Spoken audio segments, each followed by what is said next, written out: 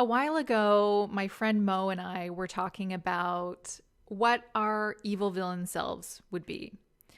Like if we had a Darth Vader moment and we succumbed to the dark side. And I said that his evil villain self would be a mad scientist, like Dr. Frankenstein. And he said without hesitation that I would be a cult leader.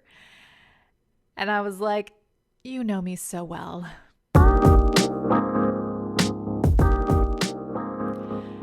Hey there, and welcome to another episode of Michaela Up Close, a podcast where I overshare about my personal life and have unfiltered chats with comedians, friends, and experts on all kinds of juicy topics, usually related to relationships, dating, and sex. Today, I am very excited about what we're going to be talking about: cults. More specifically, cult seduction. Like, how do cults like NXIVM, which we're going to discuss in depth, how do they lure people in and seduce them and manipulate them into doing all kinds of crazy things? Because here's the thing that people often get wrong about cults and who joins them. They always think that it's like the crazy, desperate, really codependent people who join cults. But that's not true. Joining a cult is like doing drugs. It's not for everyone, but a lot of people have dabbled. People you wouldn't expect. Like, take me, for example. You guys are probably like, Michaela, you are exactly who we would expect to join a cult. Fair enough. But I haven't been in a cult per se. However, I am vegan, so pretty close. There are some really extreme vegans out there, especially on YouTube, and they definitely exhibit some cultish behavior. You know, they're really overzealous about converting people to veganism. They want you to adhere so strictly to all the principles, and they turn against you if you leave veganism. So yeah, I guess I am part of a cult. I also used to be Mormon for 4 years, and a lot of people think that's a cult. To me, it's just a religion, which, I mean, there is some overlap between religions and cults. But yeah, to me, Mormonism is no more a cult than Catholicism or those people who use bullet journals. Cults are often very oppressive to women. They demean women and exclude them from positions of authority. So I guess Hollywood is a cult. And let's face it, a lot of other longstanding institutions. However, the truly dangerous cults demean women in more obvious ways, like those fundamentalist polygamous cults, which, oh my goodness, those are my weakness. I love me a good polygamous cult documentary. I've also watched some of the polygamous shows, like 3 Wives, 1 Husband, where they follow the polygamous family and they seem happy, or they seem kind of as unhappy as a regular family. And what I find most interesting about these shows is that the women are usually so on board, or at least they appear to be, like they're the number one proponents of their lifestyle, of their way of life. They'll defend their church to the end, and they'll say things like, oh, our church is all about equality. In fact, it's church law to treat all your wives equally. And of course, they always talk about motherhood and what a gift it is. We just feel like being a mother is a woman's greatest calling. Religion is meant to stretch you, body, mind, and vagina. Meanwhile, they have 30 kids running around playing with like rusted nails. It's just, I mean, it's sad, but it's also really funny. And I don't even, I don't necessarily watch it to just laugh at people. It is interesting to see how people can be indoctrinated with these beliefs and practices, so that it becomes normal. Like if you were raised in that, it would be normal to you. And I was kind of like that when I was Mormon. I felt like I had to be really on board with the church's practices and beliefs because the thing about religions and cults too is that if you're part of it, if you accept the truth as the church as the true church, then it's like you have to accept everything about it and everything they teach. It's like if you don't believe one thing, you don't believe anything. And that's where it can become especially dangerous if it's a cult and they're cut off from the outside world, because then there's no accountability. There's no one to say, hey, that's not normal. It's like in a comedy sketch where there's always the straight man to remind people that what's happening is really weird. It's really out there. People's behavior is not the usual.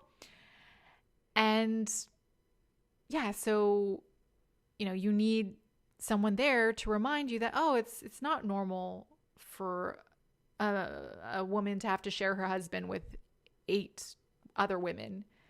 Maybe I don't have to either. And I should say, though, that Mormons nowadays don't practice polygamy.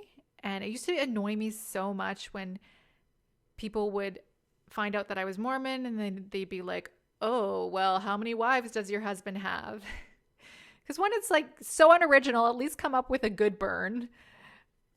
But also it's not true. All the Mormons that you see practicing polygamy on these documentaries and these shows, they're fundamentalist Mormons. They're Mormon sects that broke off from the church like over 100 years ago when polygamy was outlawed. They were like, you can't take away our polygamy. And then they left because that was their thing. They just like needed the polygamy to continue. And so regular Mormons are not allowed to practice polygamy. But when I was married, I did get to thinking about how I would feel if I was part of the church when they did practice polygamy. So basically like the people that you see on these shows nowadays, like I imagine myself like, could I live like that? And it made me feel really horrible. It just goes against what I think feels more natural, and is not for everyone. I think there are some people who can do it, but I think it'd be very difficult for most women and difficult for men too. Can you imagine living with 7 women? I'm sure their periods synced up. So 1 week a month, their house looked like a crime scene. I don't think it's fun for anyone. And it's all just so misogynistic. I was actually thinking the other day that I don't know of any female cult leaders.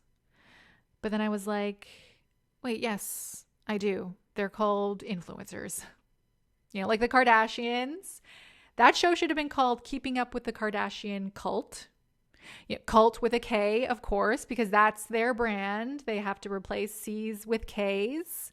So it's actually really appropriate that they'd be selling Kool-Aid.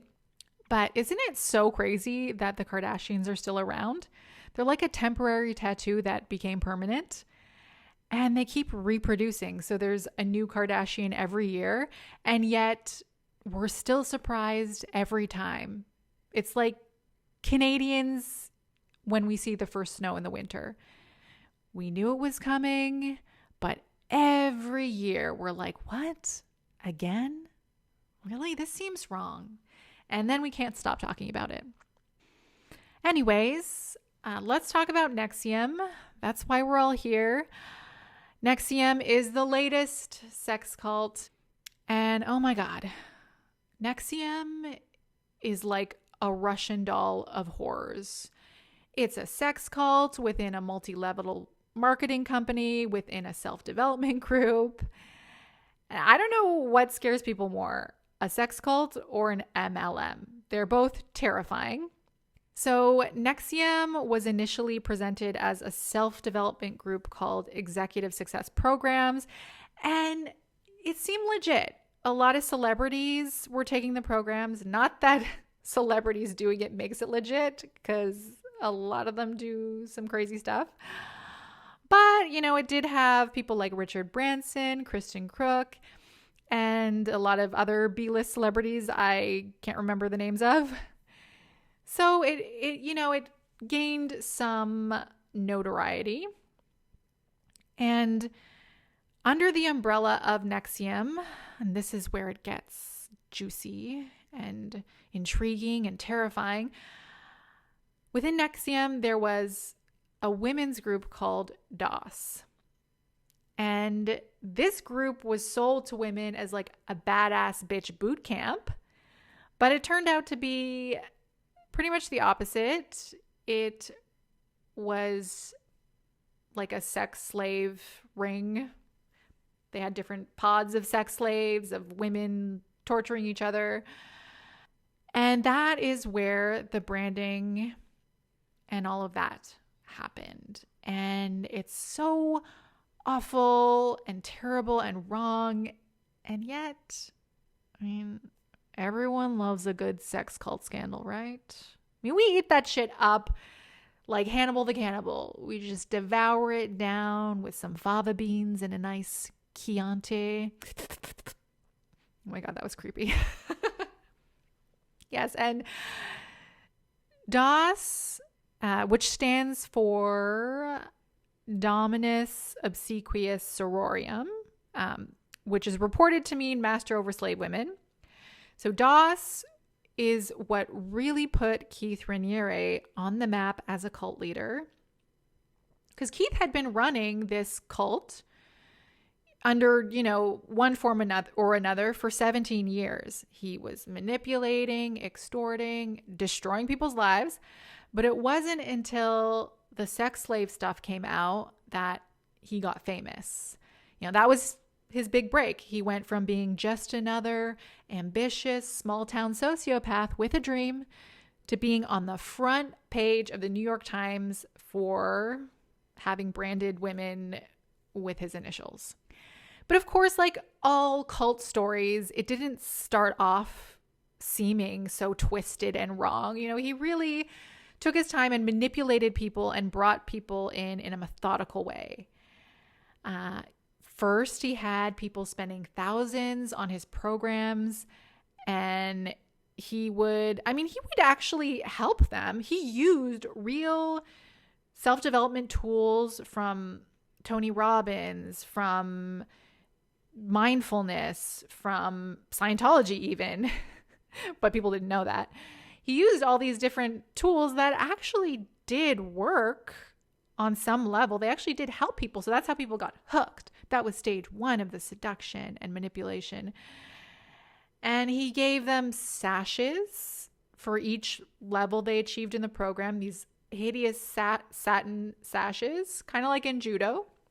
And he also had, weirdly, a small, humble harem of like 3 to 4 women that he lived with that were all his girlfriends.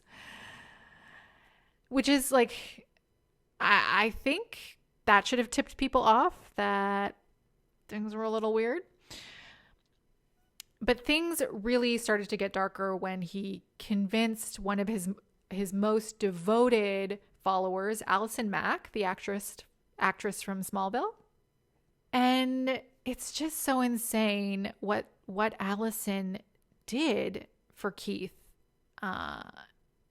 in the name of whatever their principles were that they were teaching. She thought, in her mind, I think she thought she was actually helping to empower women by creating these slave pods, this like hierarchy of slaves. But secretly, Keith was at the top and Allison was his slave. So Keith got Allison to do all these horrible, horrible things. And, some of the tactics he used on Allison and all the other women to control and manipulate them was he put them on diets, which again, now that I think of it, that is very much like Hollywood, back in the day.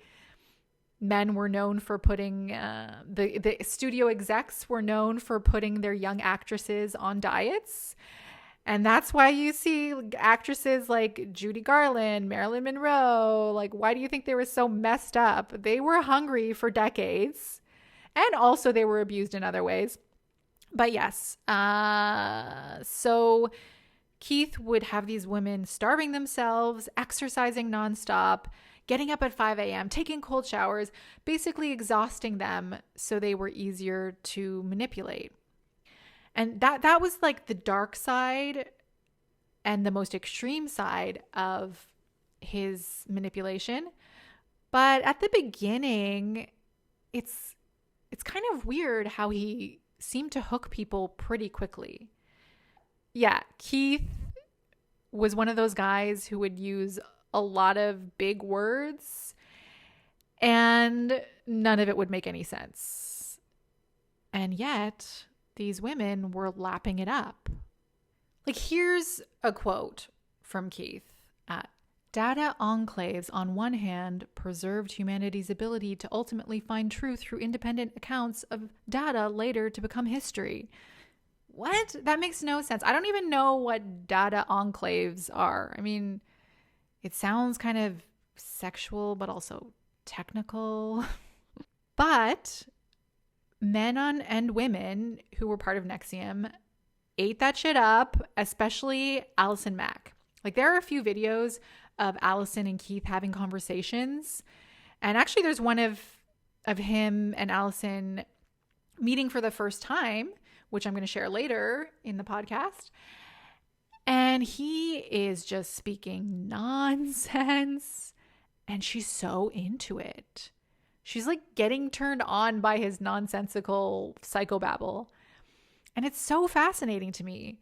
That's why I got together, well, online anyways, with my friend Andrew Moir to talk about the psychology behind cult seduction and why women fall for cult leaders like Keith. Andrew is the producer of the Ottawa comedy show Laugh Please, and he's also an aspiring filmmaker.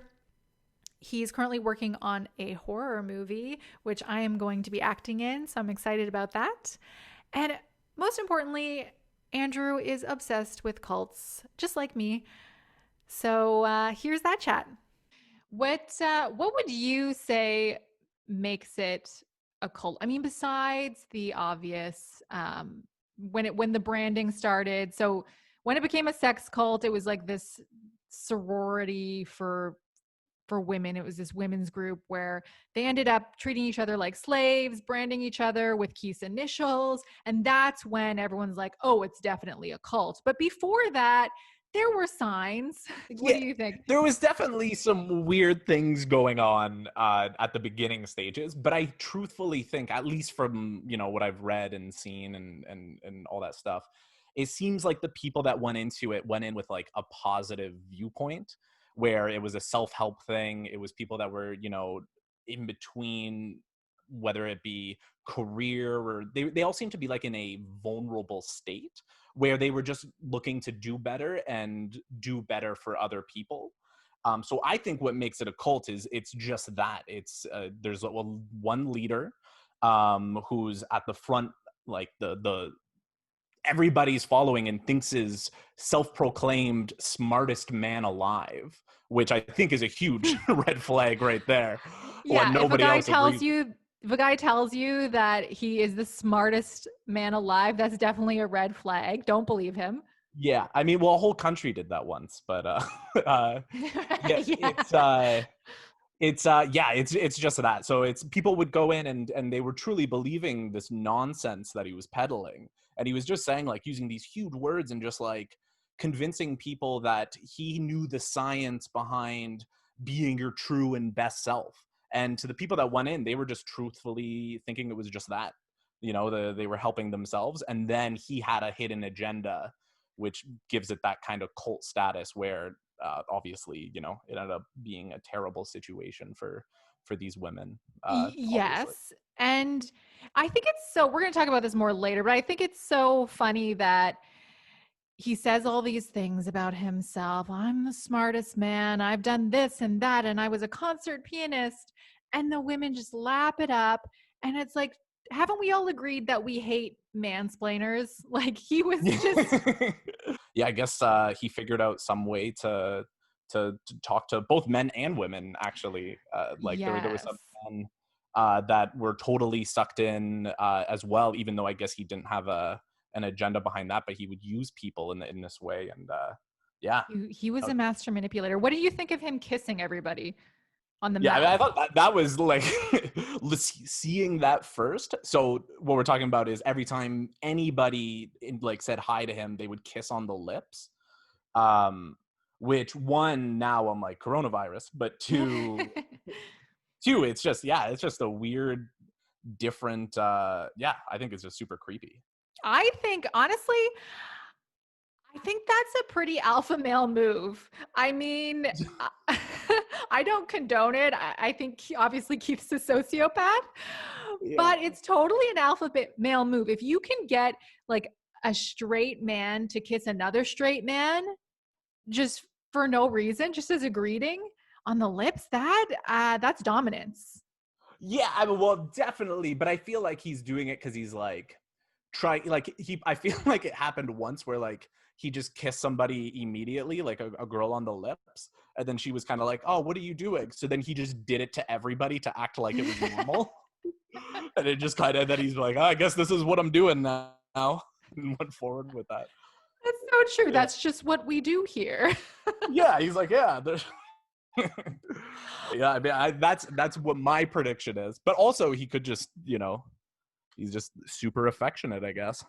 I think so too. I think actually this was all a grand plan for him to get laid, and he just overshot it. He's like, oops, now I have a harem, and oops, now I have a sex cult. Yeah. he just stumbled into running a sex cult when all he had to do was just like better himself, be polite, be respectful. And he's just like, you know what, I'm gonna take the other method and I'm gonna run a sex cult. Yeah, and go through so many steps along the way to kind of lure people in, brainwash them, manipulate them. Yep. But here's the thing. Okay, even before that, I read somewhere that he actually had multiple girlfriends in high school. Like, he would date several women at the same time in high school. Can you believe that?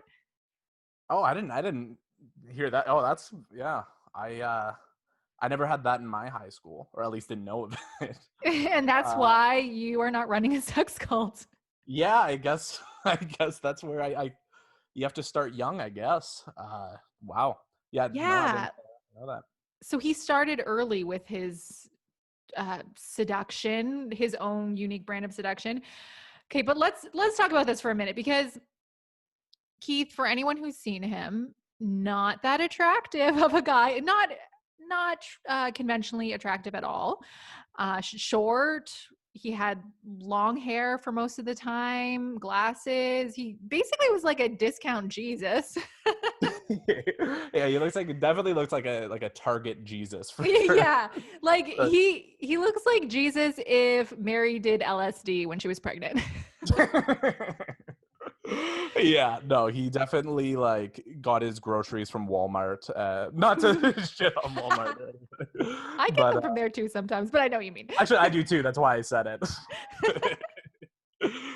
So one thing that I heard the different women say is, and men, he was a very good listener.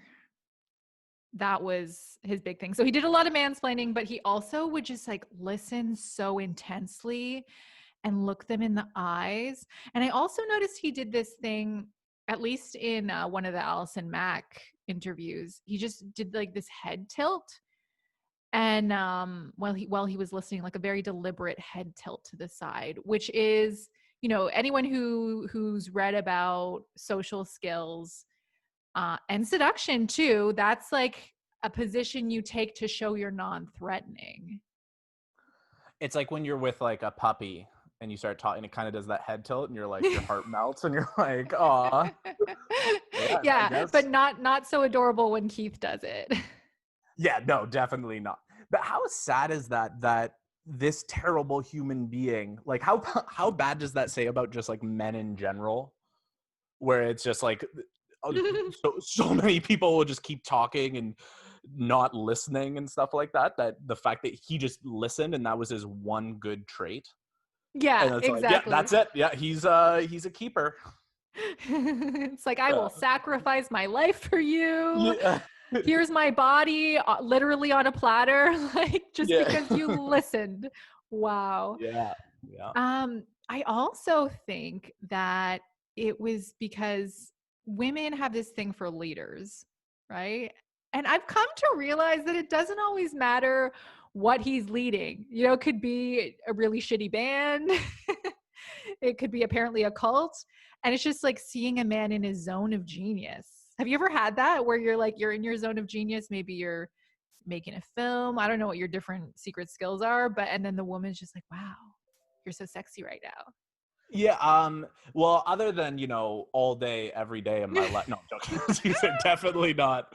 No, I think, but yeah, I think there's something to it. And I think it goes for both men and women, but like seeing somebody passionate about something, and seeing them just like dive right into it and be a leader in that field.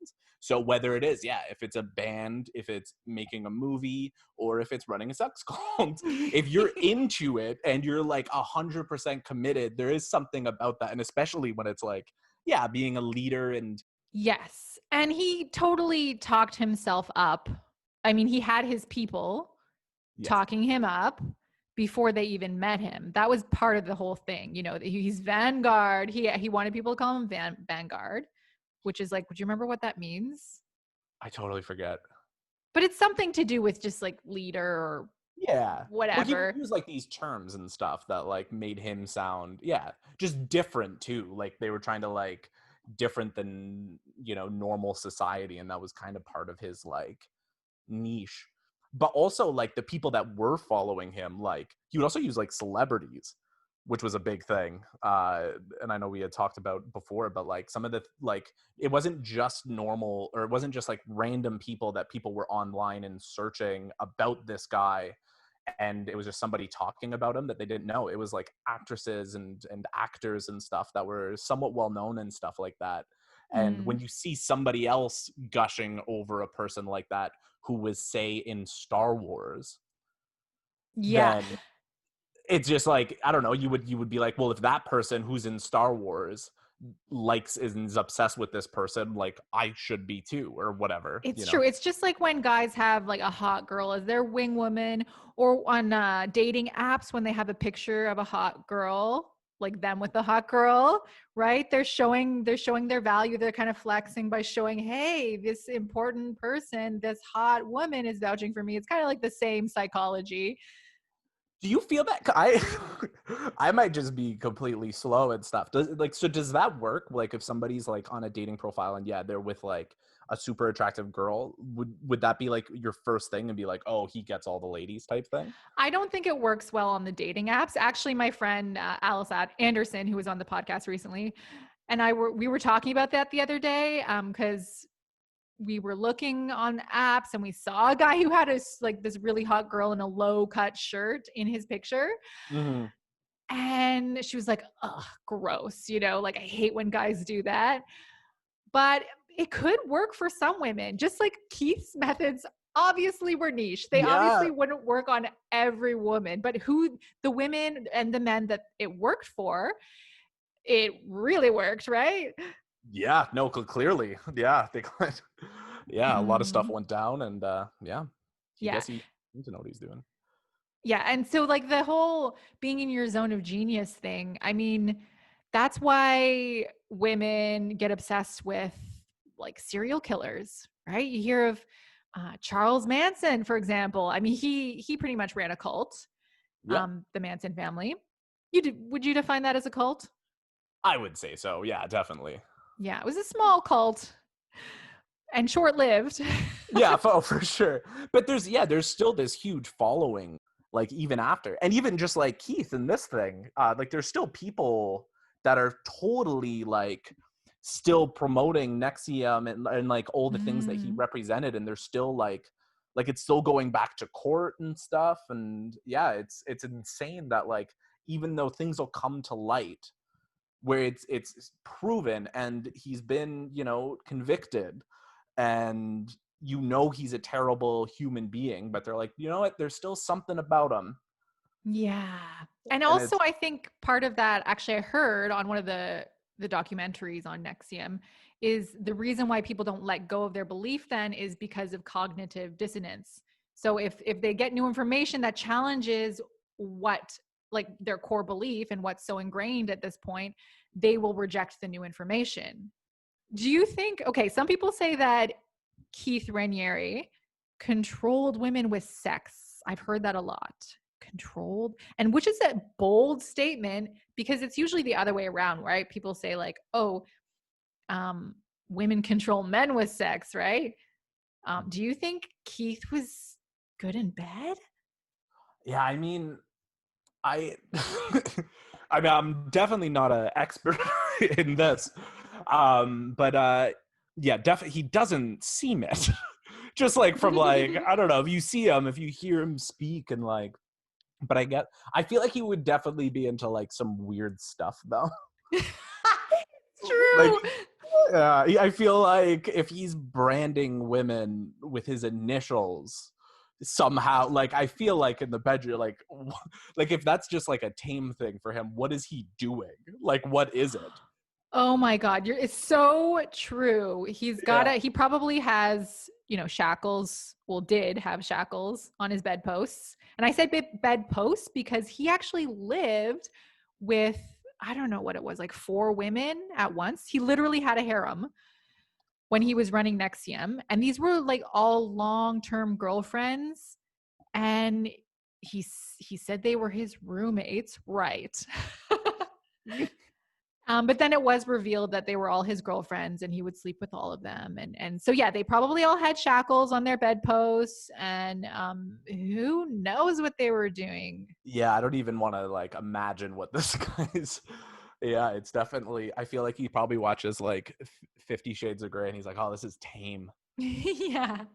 But you don't lead with that. I mean, he had to start off, even, hey, 50 Shades of Grey, he even that guy, he starts off soft, right? Gentle, normal, vanilla sex. Yeah. So it's definitely like being like, yeah, like you were saying at the beginning, like being a puppy dog at the beginning, and tilting your head and actively listen, and then just slowly building up to some crazy stuff. Yeah. Or maybe he just eats a lot of puss. Yeah. I mean, yeah, for sure. That Definitely. face says he does, I think. Yeah. Not that, I mean, actually, it should be, I'm saying it as a negative thing. It's a good thing, right? Yeah. But there's probably a limit. There's like a limit to how much. Yeah, I mean, I don't want to give this guy like too much credit. Let's go back to him just being terrible. Yeah. And also he had other things. Like, I have read a lot about pickup artists and their different tactics. So one thing they do is they kind of train you to seek his approval. So, okay, here's a super lame example. They will put their hand up so that you give them a high five, because you're then kind of, you're reacting to that. And it's like you're kind of getting his approval because he's giving you a high five. Okay. And they also do this with nagging and things like that.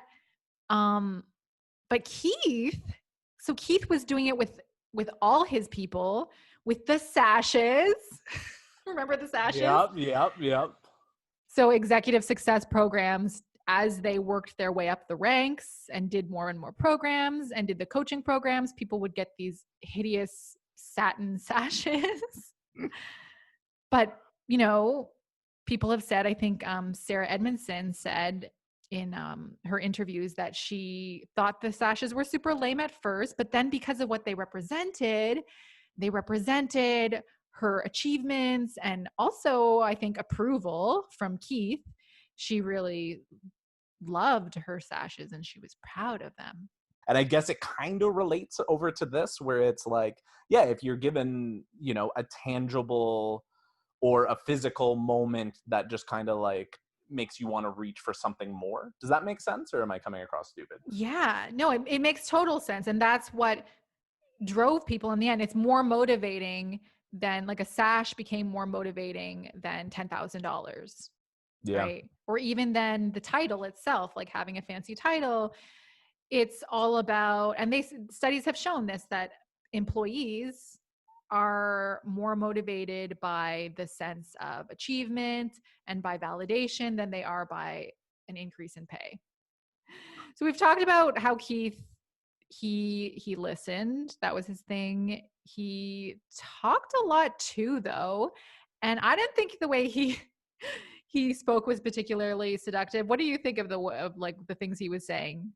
He was just, I mean, we've talked about this separately, but he would just use huge words that wouldn't even make sense. Like, he would just, like, in a conversation, like, it seemed like he was just trying to use bigger and bigger words to, like, seem like, just to give off that impression about how smart he was. So yes, it's true. He didn't make very much sense. I find either he would say things that were very cliche. Mm-hmm. He ripped off a lot of stuff from other gurus and cult leaders. So a lot of what he says is unoriginal and just like a ripoff, or it just makes no sense. It's all just big words. So I thought it'd be fun to play a game Yeah. of guessing who said it, Keith Raniere or Kanye West. Ooh, okay. I'm ready for this. I can analyze people's intentions immediately. That's just a warning to everyone. Was that Keith or Kanye? That's a tough. So it's vague. I'm going to say Kanye with that. You're correct. Yes. Good job. Okay. When we smile, the world smiles with us. Each experience of joy is an experience of joy for all people. Who said that one? I feel like that seemed like something Keith would say. It was Keith. The dinosaurs aren't remembered for much more than their bones. When humanity is gone, what do we give to this little planet that we're on? And what could we do collectively, removing the pride? Who said that? I feel like it didn't have I in it, so it couldn't have been Kanye. So I'm going to say Keith.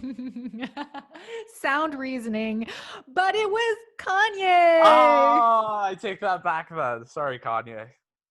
Our focus needs to be less on what our legacy is going to be or how we can control each other, and more how we can give to each other. Keith or Kanye? I'm gonna go with Keith again. Nope, it was Kanye. Oh no. I started off so cocky.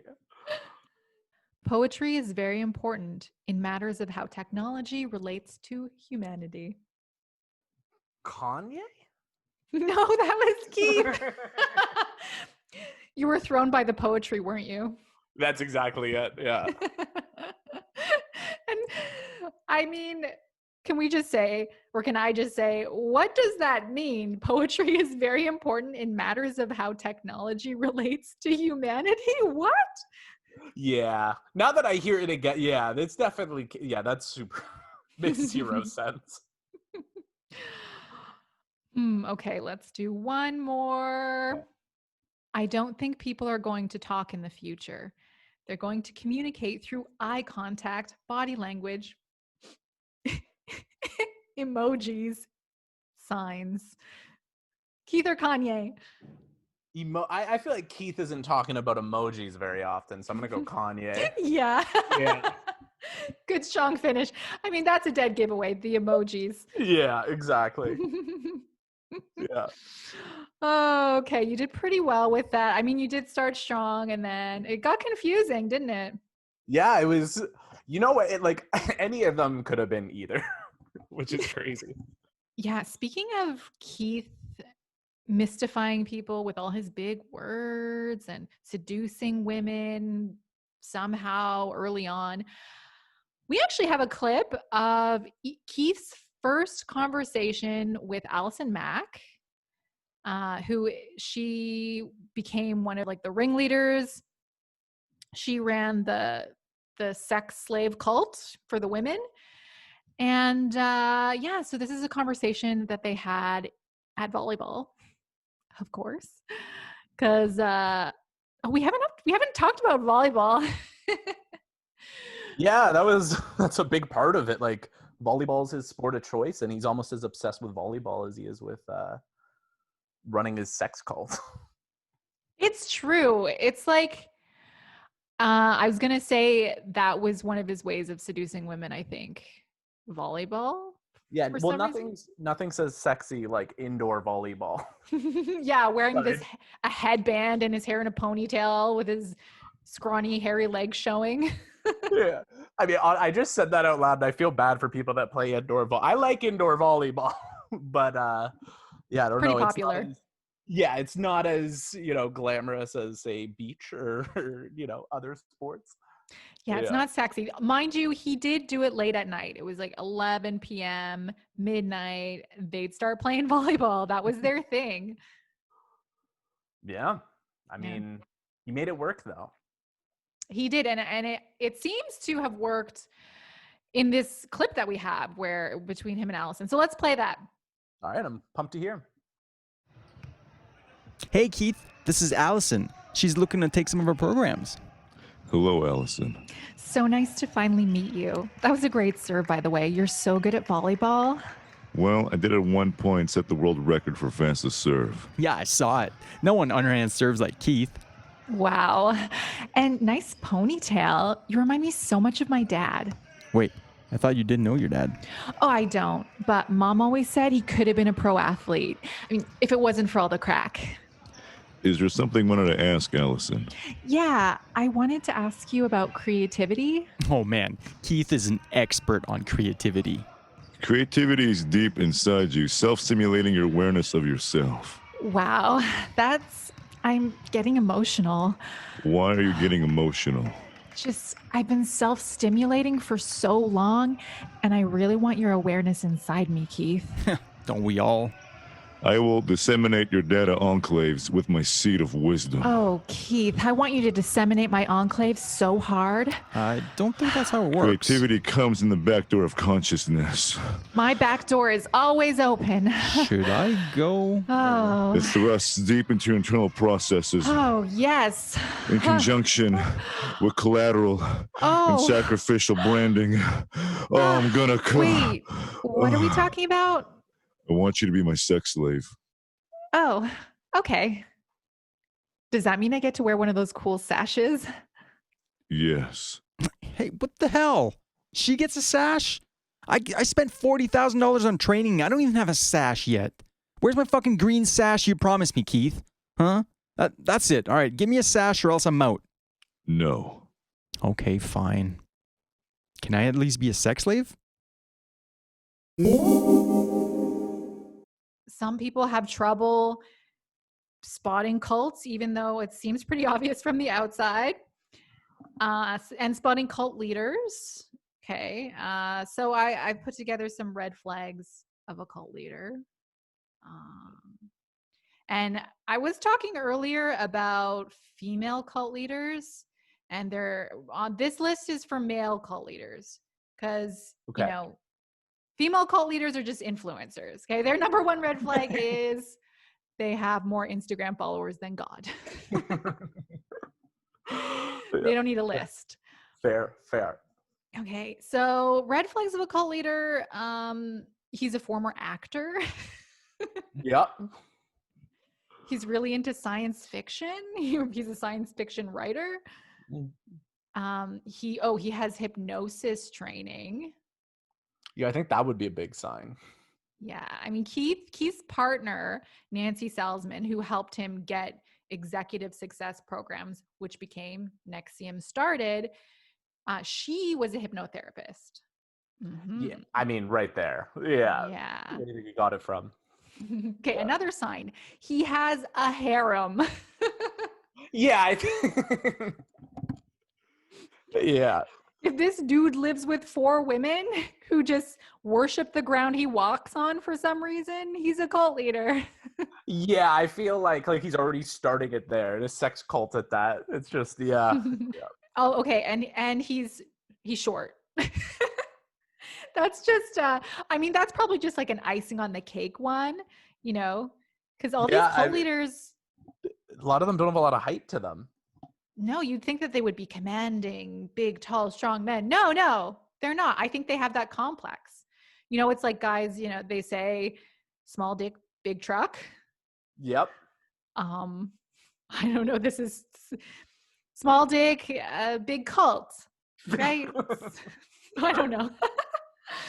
I mean, yeah, for sure. There's definitely like from at least a lot of these cult leaders, when you just see them like one-on-one, it seems like they're not that I've been one-on-one with a cult leader, but in interviews I've watched, yeah, they seem like kind of like weaker in a sense, or like non threatening, or yeah, they seem kind of almost like, I don't know, kind of quiet and shy. But then when you talk to them, they'll get excited about something. But they're like, yeah, super non-threatening in that sense. Yeah. Like they were the kid that played alone. Yeah. Well, I'm just picturing them as the kids in horror movies.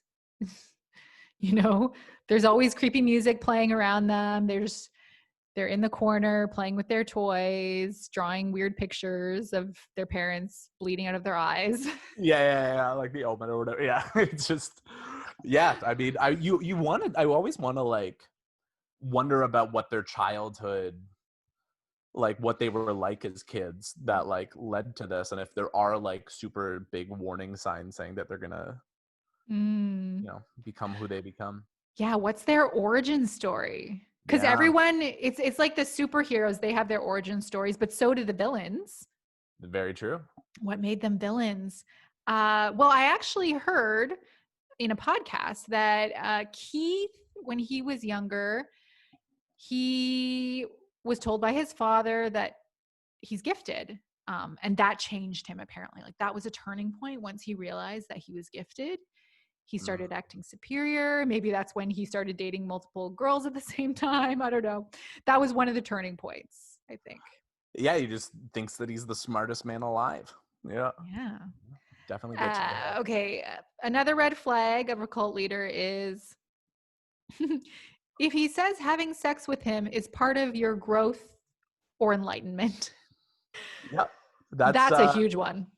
Yeah, I think luckily I haven't had somebody ask me that, but if they did, I think I would kind of put 2 and 2 together when you hear that. But like you haven't had someone ask you if having sex with you is part of their growth?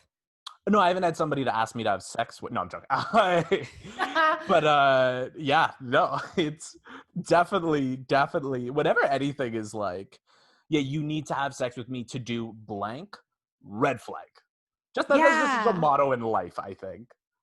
It's true. Yeah. It's true. But have you ever well, what would you do if a woman said that to you? Immediately I would go, back off. I have a girlfriend. That would be Good answer. even before she comes up. I would say that.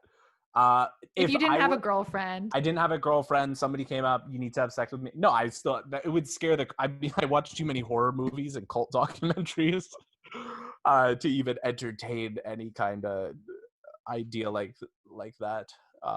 Yeah, I don't. Do you think you would be like drawn into a cult? Yes, I could. You think you could? Like, you think you could be like brainwashed and stuff?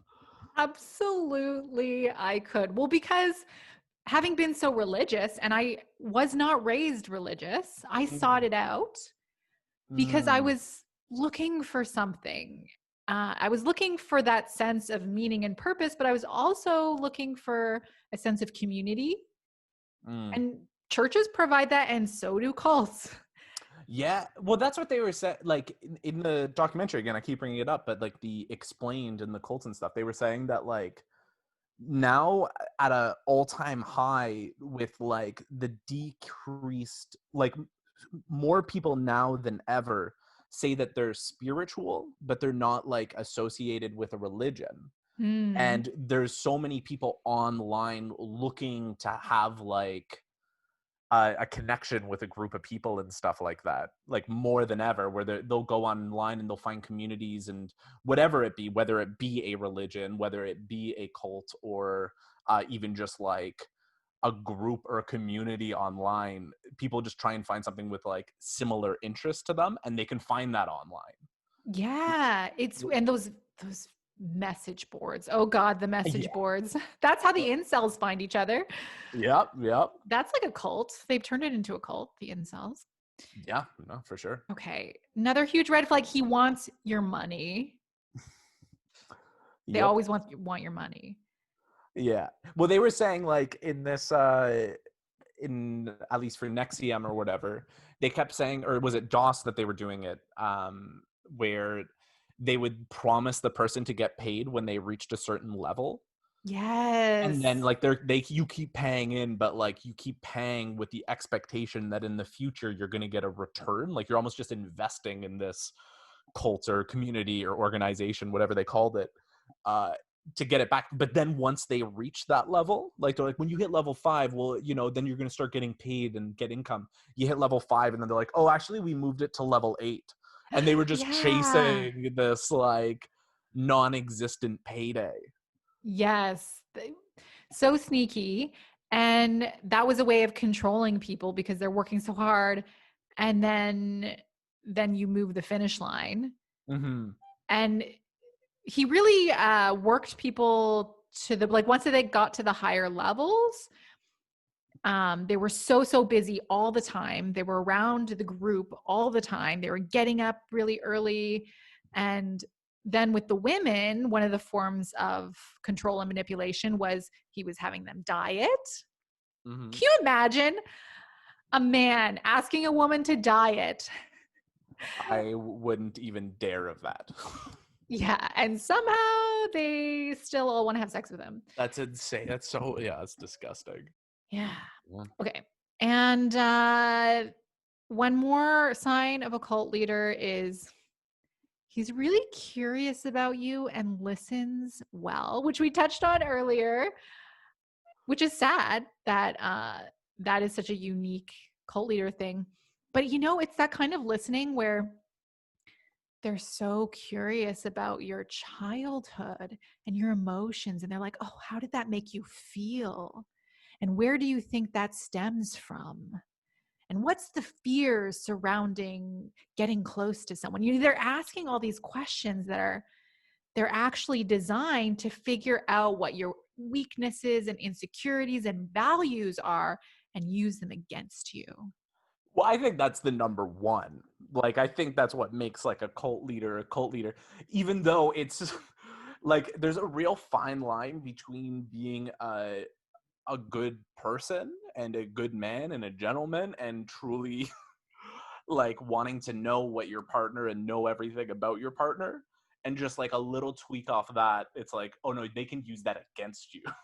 I think that about sums it up.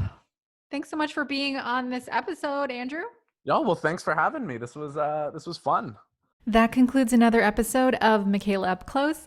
Thanks so much for listening. If you liked this episode, then please do give me a review on Apple Podcasts and subscribe wherever you're listening. All right, I'll catch you in the next episode.